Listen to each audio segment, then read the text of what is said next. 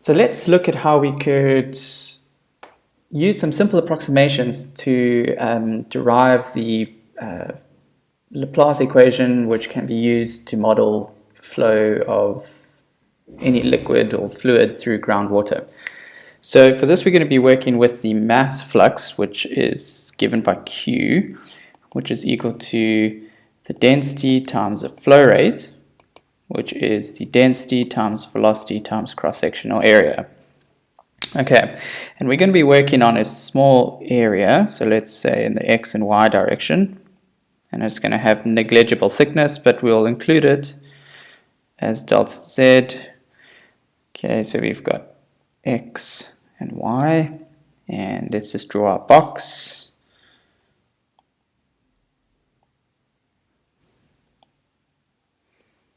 Okay, and we want to look at the mass flux through an element within this box. Okay, so let's just delineate some important things.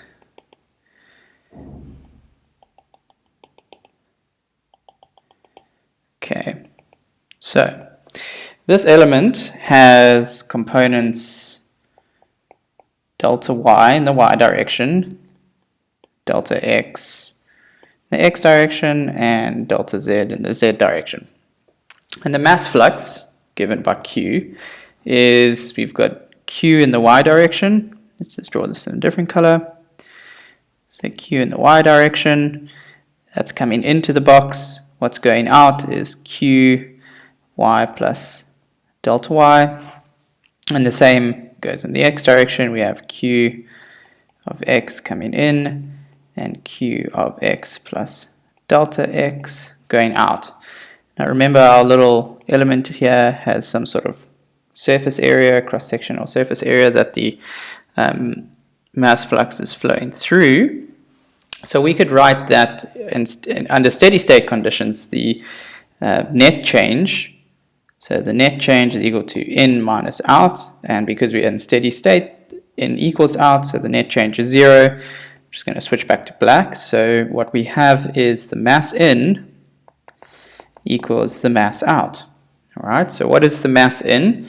Well, in the x direction, we've got Q of x multiplied by, this surface area here is delta y, delta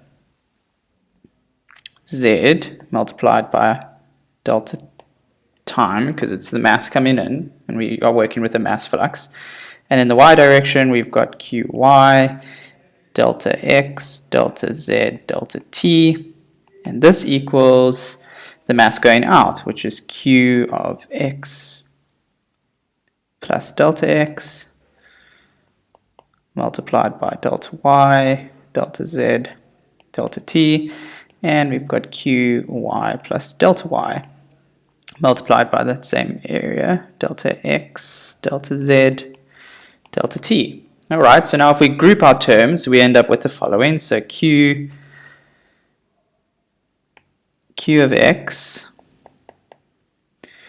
minus Q of x plus delta x divided by delta x, delta x, delta y, plus Q of y minus Q of y plus delta y, delta y, delta x over delta y equals 0. Now if we divide through by delta y and delta x, we simply land up with the following. So negative dq dx minus dq dy equaling 0.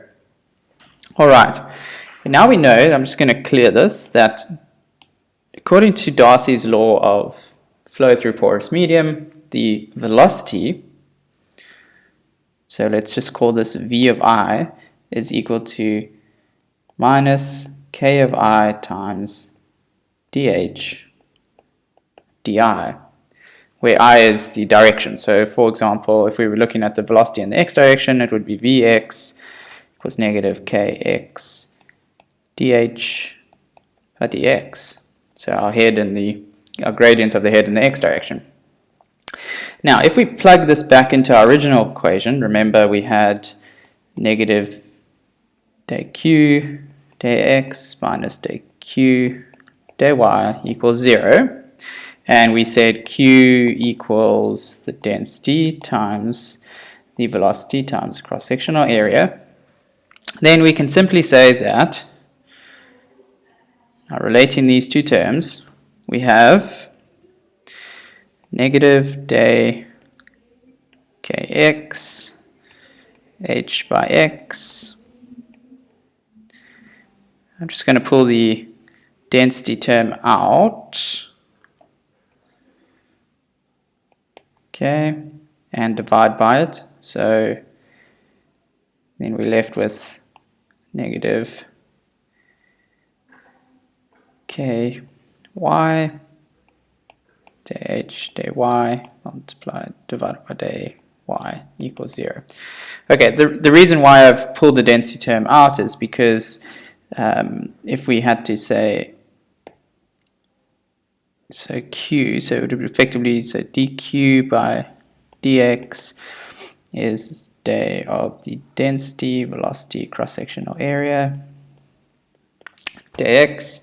And if we had to use the chain rule to differentiate here, the density and the cross-sectional area are constant. So really all we're left with is density area multiplied by the velocity, the derivative of the velocity in the x direction. And if we divide through by rho and a, we can cancel them out. And then in short, we can, if we assume that k of x equals k of y, then we have the following. Day squared h by day x squared plus day squared h day y squared equals 0, which is our elliptic equation which we saw earlier on. And if this, instead of 0, equaled some force, or source and sink term, it's known as the Poisson equation. So let's look at how we can solve this using a finite difference method.